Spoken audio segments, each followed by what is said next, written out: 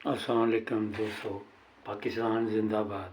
अल्लाहुम्मा सल्ली अला मुहम्मद वाले मुहम्मद। दोस्तों मैं ਤੁਹਾਡੇ ਨਾਲ शेयर करना चाह रहा ਅੱਜ फिर मैं वीडियो देखी एक कंसल्टेंट है लाहौर का। वो इन्हें क्या जी बैंक स्टेटमेंट तो बगैर कैनेडा का वीज़ा मिल जाता है। वो कहता अगर अमेरिका का वीज़ा लगा हो तो बैंक स्टेटमेंट तो बगैर कैनेडा वीज़ा दे दिंदा है। वो इस तरह कहन दिया जिस तरह वो घर ही प्रैस लगा है तो वो आपे ही टिकटां बना के तो आपे लान दिया है। दोस्तों मैनू ये दसो कि मैं तुहाडे नाल झूठ नहीं बोलदा, बिल्कुल सच गल करांगा। मेरा अमेरिका का वीज़ा लगा, यूके में फिर के आया।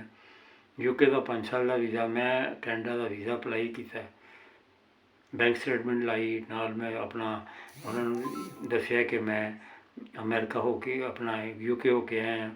यूके का 5 साल का वीज़ा की कापी भेजी। उस तो बाद मैंने वीज़ा नहीं दिता।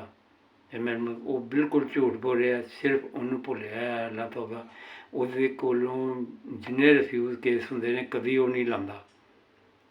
मैं तुहाडे नाल सच्ची गल करांगा, शेयर करांगा।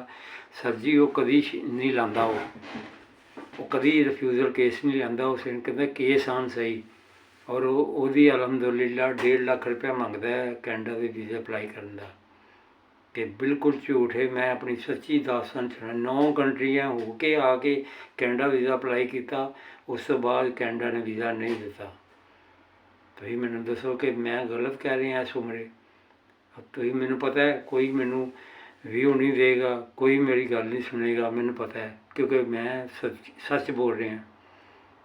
दोस्तों मैं अप्लाई करवाया किया, नहीं मेरा भी लगा वीज़ा। 4 दिन होए मैनू रिफ्यूज़ल आई। कहोगे तो मैं रिफ्यूज़ल की कापी भी ला देना। 9 कंट्रियाँ फिर के आके यूके हो के आके फिर भी मेरा वीज़ा नहीं लगा। अमेरिका का 5 साल का मल्टीपल वीज़ा लगा सी।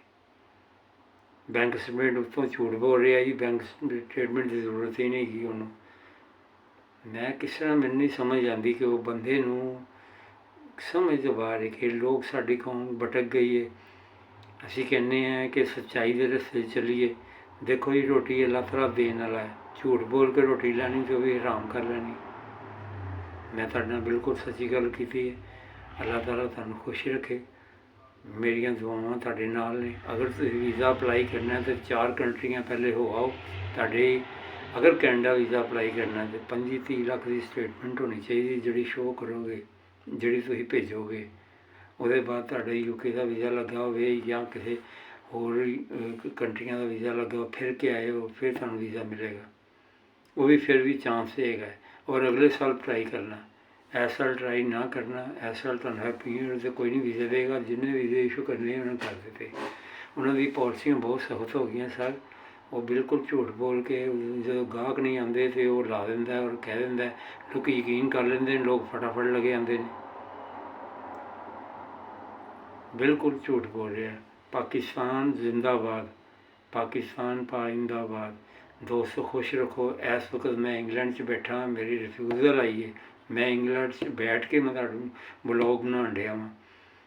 बर्लिन तो मैं हो के आया जर्मनी तो, उसके बावजूद मेरी रिफ्यूज़ल आई कैनेडा की।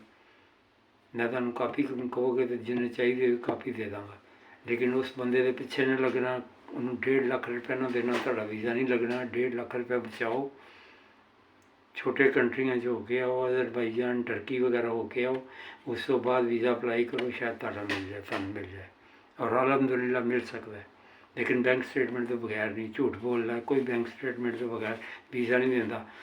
सर जो एक आम गल है, सीधी जी गल है, जो तुसीं फार्म फिल करते हो तो उदों की हुंदा है सर, उदों फिर लिखना पैंदा ना की सोर्सिस ने तुहाडे।